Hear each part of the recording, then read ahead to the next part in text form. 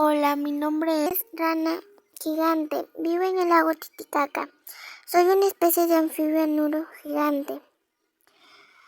Mi cuerpo es grande y mi cabeza es redonda, ancha y aplanada. Mido entre 30 y 50 centímetros y peso entre 150 y 180 gramos.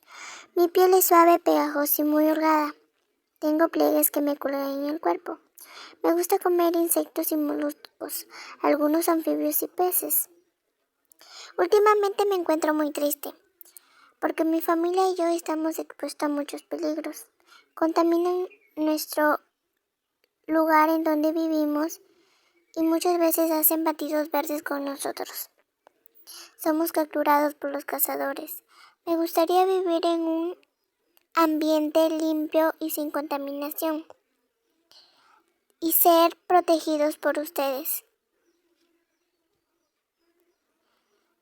Para vivir así a salvo, mi familia y yo.